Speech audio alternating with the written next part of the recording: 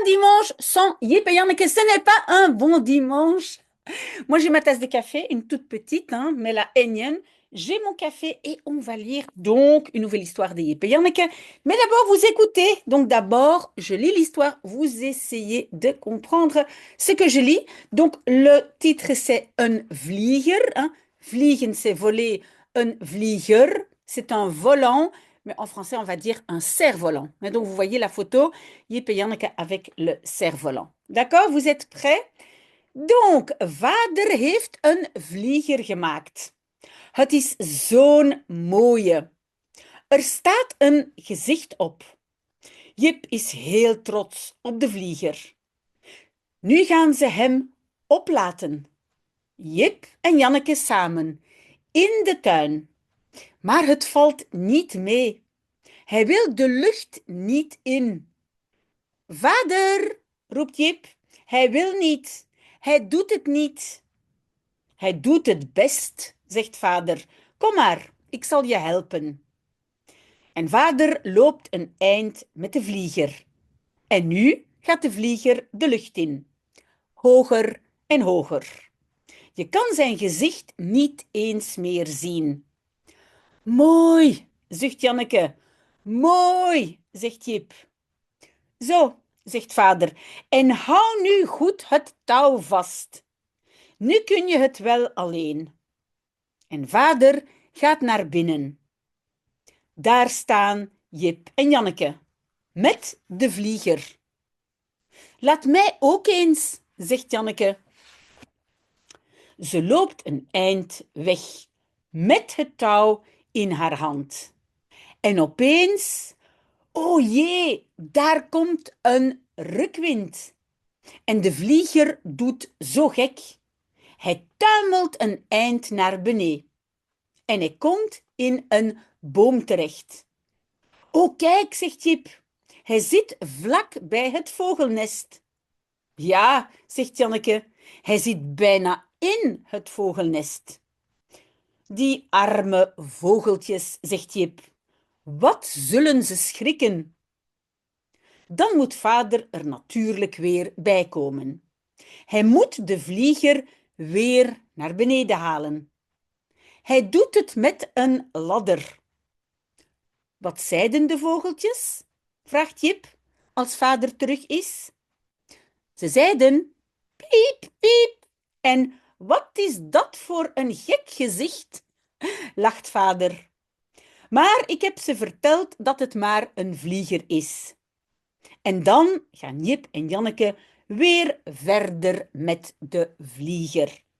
Voilà, ça c'était donc la petite histoire. Maintenant, on va lire ensemble. Mais si vous avez déjà tout compris, en fait, vous n'êtes pas obligé de tout analyser avec moi. Hein. Vous pouvez simplement écouter si vous avez tout compris. Tout va bien. Mais je cherche mon stylo et je dois aller le chercher. Je ne trouve plus. Voilà, j'ai mon stylo et ma petite tablette connectée et on va commencer à lire. Donc, un vlieger, un cerf-volant. Ok, donc en fait c'est une toute petite histoire, mais c'est bien parce que c'est la fête de Pâques et moi je dois aller cuisiner. Donc, vader heeft een vlieger gemaakt. Papa ou père, hein, mais on traduit en français par papa, a fait, oui, un verbe devant, un derrière, il a fait un cerf-volant. Het is zo'n mooie. C'est, hein, het is, c'est un si beau. Il est si beau, mais en néerlandais, c'est un si beau. Er staat een gezicht op. Donc, er staat. Staan, c'est aussi quelque chose qui est écrit ou imprimé. C'est pas seulement quelque chose ou quelqu'un qui est debout, mais c'est aussi quelque chose qui est écrit ou imprimé. Donc, il se trouve, donc erop, là-dessus, staat, se trouve un visage. Jip is heel trots op de vlieger. Jip est très fier de. En néerlandais, attention, c'est fier sur. En français, fier de. Il est très fier du cerf-volant. Nu gaan ze hem oplaten. Maintenant, ils vont le faire monter. Hein. Oplaten, c'est faire monter. Vous avez vu ici l'inversion à cause de nu. Hein. Je n'ai pas commencé par le sujet. Jip en Janneke samen. Donc Jip et Janneke ensemble. In de tuin, dans le jardin. Maar het valt niet mee. Mais, et donc mais vallen, hein, ça c'est comme une expression que vous devez apprendre par cœur. Het valt mee, ça veut dire ça va encore. Hein. Et ici donc, ça ne va pas, c'est difficile, c'est compliqué. Het valt niet mee, hein. Ça ne va pas du tout. Hij wil de lucht niet in. Il, mais donc il, c'est le cerf-volant, ne veut pas dans l'air. Donc, dans l'air, dans le ciel, de lucht, c'est l'air. In, vous avez vu, c'est pas une préposition, mais une postposition. Hein. Au lieu de in de lucht, c'est de lucht in. On a déjà parlé de ça. Si vous avez des questions, n'hésitez pas. Vader roept Jip. Papa crie Jip. Hij wil niet. Il ne veut pas. Hij doet het niet. Il ne le fait pas. Bah, hij doet het niet, on peut dire aussi, ça ne fonctionne pas. Hein? Et donc, encore toujours, hij, c'est donc le cerf-volant. Hij doet het best, zegt vader. Il le fait très bien, dit papa. Ça veut dire, mais si, ça fonctionne bien. Het doen, oui, c'est un peu comme fonctionner. Kom maar, ik zal je helpen. Viens. Et on sait, le maar, on le rajoute à l'impératif pour ne pas être trop brusque quand on donne un ordre. Donc papa dit, mais viens, viens un peu. Je vais t'aider. Ik zal je helpen. En vader loopt een eind met de vlieger en nu gaat de vlieger de lucht in. Et papa court un eind, ça veut dire une petite distance, hein, un petit bout, une petite distance, avec le cerf-volant. Et maintenant, attention, nous avons maintenant, donc ici j'ai une inversion, hein. Maintenant, le cerf-volant gaat dans l'air. De lucht in au lieu de in de lucht, mais c'est la même chose. Ok, je scrolle un tout petit peu. Alors, hoger en hoger. Plus haut et plus haut. Et en fait, plus haut et plus haut, en néerlandais, on l'utilise pour dire de plus en plus haut. D'accord? Mais donc, n'oubliez pas deux comparatifs, plus haut et plus haut. Je kan zijn gezicht niet eens meer zien. Donc, tu peux niet eens meer, même plus. Hein? Le même, c'est niet eens, plus, c'est le meer, même plus voir. Donc, tu ne peux même plus voir son visage, zijn gezicht. Mooi, zucht Janneke. Joli, soupire Janneke. Mooi, zegt Jip. Joli, dit Jip. Zo, zegt vader. Voilà, dit papa. En hou nu goed het touw vast. Oui, donc c'est aussi un impératif, mais donc il utilise le verbe vasthouden, la particule est derrière. Donc vasthouden, ça veut dire bien tenir, tenir fermement. Et tiens maintenant bien la ficelle ou la corde. Het touw, une corde, une ficelle. Ici, c'est une ficelle. Hein. Donc tiens maintenant bien la ficelle. Nu kun je het wel alleen. Maintenant, tu peux le faire, même si faire n'est pas là, le faire bien seul. Rappelez-vous, ici j'ai un verbe de modalité. Oui, vous avez raison. Moi, normalement, je dis que c'est kan. Kan est très bien. Kan est plus facile parce que ça compte pour toutes les personnes. Donc, kan est plus facile. Mais kun n'est pas impossible. Mais normalement, un verbe de modalité, donc je dois avoir un infinitif qui est derrière. Et en fait, c'est le verbe faire. Donc, normalement, j'aurais dû avoir doen. Mais avec les verbes de modalité, on peut enlever les verbes qui sont très courants. Donc, maintenant, tu peux bien le faire seul.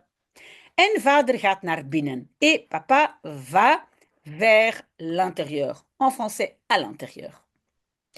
Daar staan Jip en Janneke. Là se trouve, debout, Jip et Janneke met de vlieger avec le cerf-volant.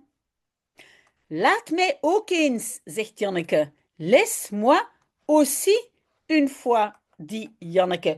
Oui, le fameux une fois, hein, très très belge, ça vient du néerlandais. Et il y a encore une page. Donc aujourd'hui, il n'y a que deux pages. Donc je passe vers la dernière page. Alors, ze loopt een eind weg met het touw in haar hand. Donc ici, le verbe, c'est weglopen. Vous avez vu? Ça ici, c'est la particule, mais donc c'est weglopen au présent, weggetal à la fin. Hein. Donc, elle s'encourt, hein, weglopen, bah, een eind, hein, une petite distance, un tout petit peu, un petit bout. Met het touw in haar hand, donc avec la ficelle dans sa main. En opeens, et soudain, oh jee, daar komt een rukwind. Oh non, là arrive un rukwind, c'est un coup de vent. Hein. Wind, c'est vent. Rukken, c'est tirer. Donc, c'est un coup de vent. En de vlieger doet zo gek. Et le cerf-volant fait si bizarre. Donc, il fait des drôles de choses, mais en néerlandais, il fait si bizarre ou si fou. Hij tuimelt een eind naar beneden. Donc, tuimelen, c'est culbuter, mais donc ça veut dire tomber en tournant. Hein. Ben, normalement, tuimelen, c'est culbuter, donc on va dire il culbute ben, een eind, une petite distance, un petit bout, vers le bas. Attention, beneden est en fait l'abréviation de beneden. Normalement, on doit dire beneden, mais parfois, oui, on peut dire beneden. OK, mais beneden, c'est le mot qu'on utilise normalement. Donc en fait, il culbute, enfin, il tombe un peu vers le bas. En hij komt in een boom terecht. Et maintenant nous avons le verbe terechtkomen, terecht est la particule. Terechtkomen, ça veut dire aboutir. Hein? Donc arriver finalement après un certain mouvement. Donc, et il aboutit dans un arbre. Oh, kijk, zegt Jip. Oh, regarde, dit Jip. Hij zit vlak bij het vogelnest. Donc, il se trouve, hein, zitten c'est un verbe de position, il se trouve tout près d'un nid d'oiseau. Hein, nest, nid, vogel, oiseau. Et vous le savez, en néerlandais, on construit comme ça des mots, on colle tout ensemble. Ja, zegt Janneke. Oui, dit Janneke. Hij zit bijna in het vogelnest. Il se trouve, donc encore toujours le cerf-volant, presque dans le nid d'oiseau. Die arme vogeltjes, zegt Jip. Ces pauvres oiseaux, dit Jip. Wat zullen ze schrikken? Qu'est-ce qu'ils, donc les oiseaux, ze zullen schrikken. Ils auront peur. Hein? Donc, schrikken, c'est le verbe avoir peur ou sursauter, hein? Un peu comme qu'est-ce qu'ils sursauteront. C'est un peu bizarre de le dire en français, mais donc, oh là là, ils doivent bien avoir peur. D'accord? Voilà, le dernier morceau. Dan moet vader er natuurlijk weer bij komen. Alors, papa doit, oui, on a ici une inversion à cause de dan. Alors, papa doit, natuurlijk, évidemment, à nouveau, et puis on a erbij, hein, ça va ensemble avec ça, donc ça veut dire, donc il doit komen, venir, erbij, là avec. Hein, il doit à nouveau les joindre, il doit à nouveau venir erbij, avec cela. J'espère que c'est clair, hein, parce que parfois c'est pas du tout un bon français. Pour que vous compreniez ma traduction. Hij moet de vlieger weer naar beneden halen. Il doit. Et le verbe c'est naar beneden halen. Aller chercher vers le bas. Donc aller le chercher.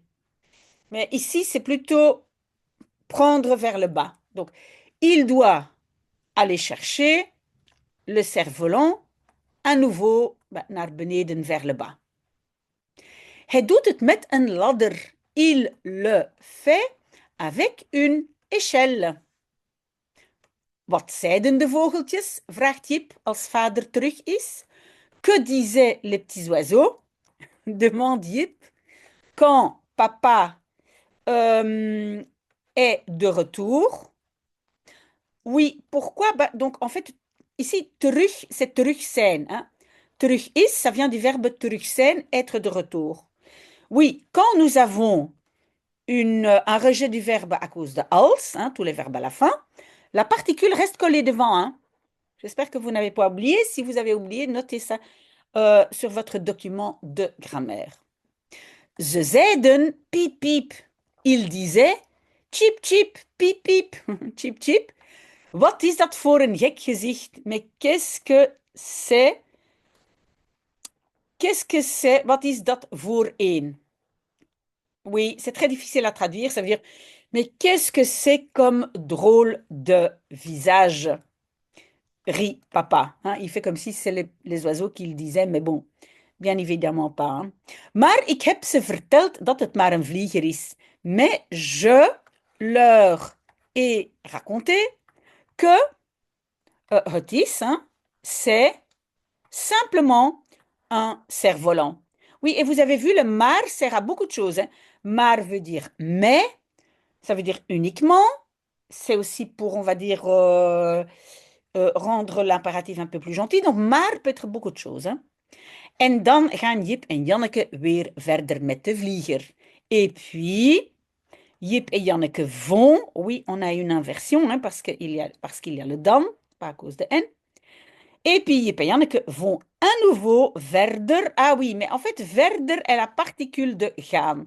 Verder gaan, ça veut dire continuer. Hein, aller plus loin, continuer. Et donc, Jip et Janneke continuent à nouveau avec le cerf-volant. Voilà, on a déjà fini. C'était une toute petite histoire, mais un dimanche sans Yip et Janneke n'est pas un bon dimanche. Voilà, voilà. Ah, peut-être à tout à l'heure. Voilà, mais en tout cas, bonne fête de Pâques.